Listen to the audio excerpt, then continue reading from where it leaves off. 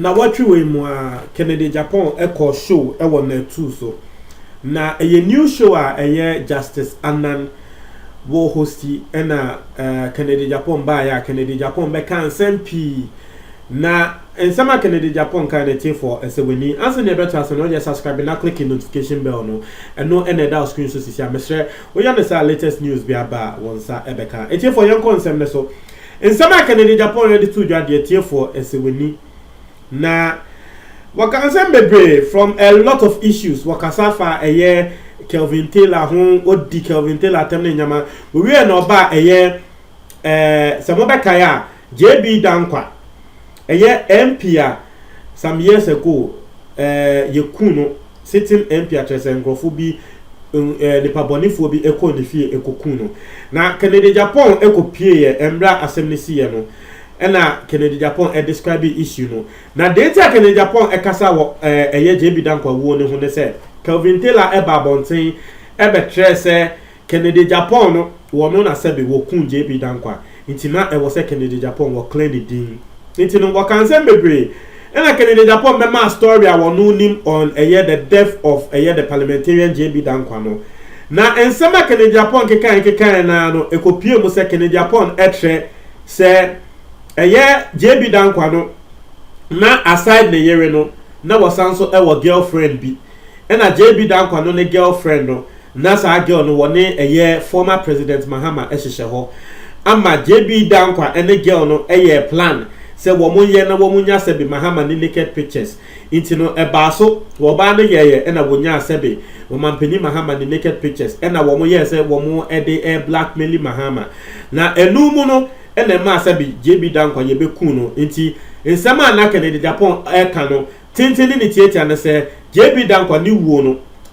John Dramani Mahama wonim hu bi eno ne nsema Kennedy Japan wode etudwa na Kennedy Japan kan nsem wewe ye no John Dramani Mahama ne office wa wo be hu official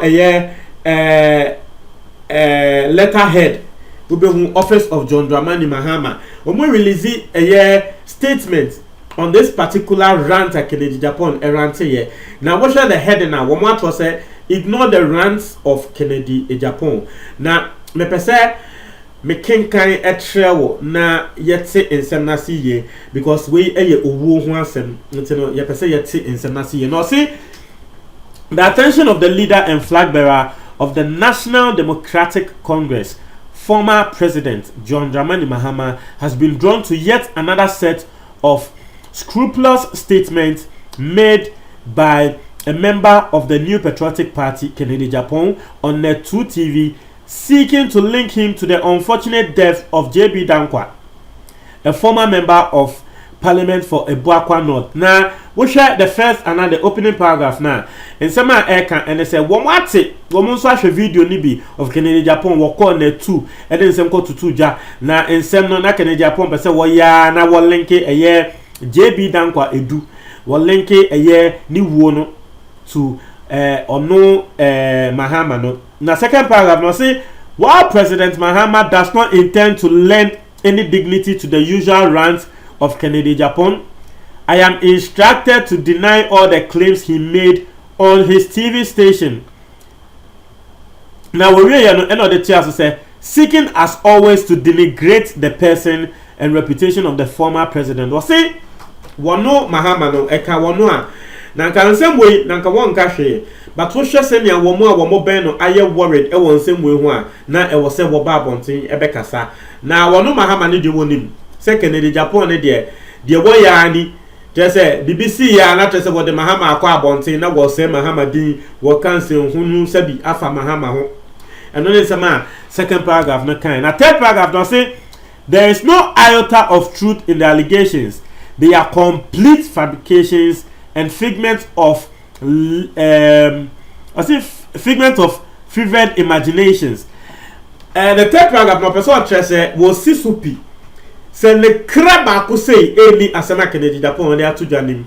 Na we say the Kennedy Japan ankasa na dream po ebetumi aba say yare bi na wo yare na trese ema nsemu ye biba ne chima Kennedy Japan no eba TV so asebe wo be ranti eye dede ene ne nsema wo kan na this letterhead, and Rebecca said this letter, this press release, is quite long.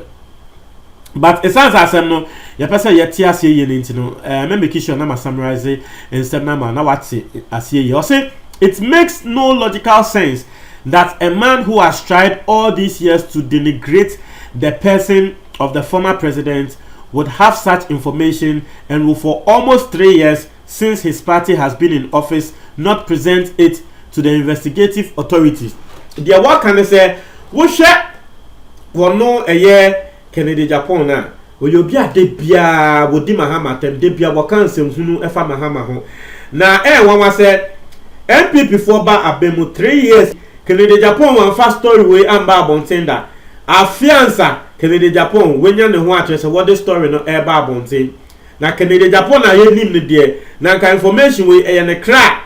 Na nka dey na what in sem na nka obeba radio so na wabeka. But watching ya 3 years ama wo waban aba ansa na wo beka asem we na che say Kennedy Japan no ya de a wono ankasa wa fabricate a wo kan eno ne nsema Mahama the office wo mo eka na say this is the same person who over the years has made similar allegations against other persons he has accused with the same offense. Where did the new information he claims to have comes from? Now, they all cannot and say, Yenim Kennedy Japan, one of the now saying example, I remember a investigative journalist at Kennedy Japan, Asoritia Wamo. First, was Soritia Anas, say Anas corrupt, Anas say, we no ena Manase Azori, Sebe. Some investigative piece against the government. One Kennedy Japan also sorry to Manase Azori so Manase Azori so corrupt. And I Ghana for craba but make say hey in some okafa announce no the same thing.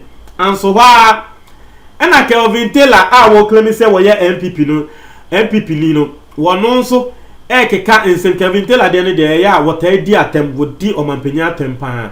And I Kennedy Japan bonte and so can fa Kelvin Taylor on the say one also corrupt just a Mahama Mune Tiana wo di juma we inti which paragraph where was it this is the same person who over the years has made similar allegations against other persons not just Kennedy Japan there allegations in kwana wo ye etian grofo na was it wo ye MPA at then na wo information bi say won fa command investigative authorities na wo mo enhwe asem ni mu. And then some Mahama office one more aircan. Now, was it Ghanaians are today confronted in their daily lives with high cost of living, job losses, collapsing businesses, depreciating incomes, poor governments by Nanado, and a state of insecurity at very monumental levels. Ghanaians are looking for solution to their problems. Now, I'm say, was this is Ghana heading? Into Kennedy Japan, the Jadi, okay, can Nazi Ghana had a solution to their problems, and then some Kennedy Japan work on. Was it therefore Mr. Kennedy Japan and his party should concentrate their energies on dealing with these problems and stop trying to divert attention? So, Mudu say Kennedy Japan and MPP for National say one more can be say na a trendy not as I send ya same air cost of Ghana and there also yes say no Ghana for adrin if so and then some Mahama office what can the last paragraph number task so not say we call it a day. I say President Mahama remains focused on advocating an alternative, and since we are working government and would urge the good people of Ghana to treat the vituperation of Mr. Kennedy Japan with utmost contempt. The work can say Mahama I na adwen say wo betena so bioma wo be Ghana yie nti no wo hwe de air cost wa ensema Kennedy Japan air Canada yentungu yembongu na sebe yensemfun pa na wo hwe letter we are nipa was signing as here Joyce Bawa Motagri. Now every time Joyce Bawa Motagri dey asem ebeba bontino na also who say Mahama ensa eshase because Joyce Bawa Motagri no when ye Mahama an special aid party as here nti no say Mahama man ne ho kwan say won fa nsem bi embra bontin a won fa embada etiefo we ene nsema eda ho. Do you believe in Sema Kennedy Japan? I don't know. So one say ansem na Sema Kennedy Japan can dey serious. Who believe Kennedy Japan wana say wo sha Kennedy Japan de bi keke na na wo ye. Mo ntra mo adwon comment box meeting for me that say.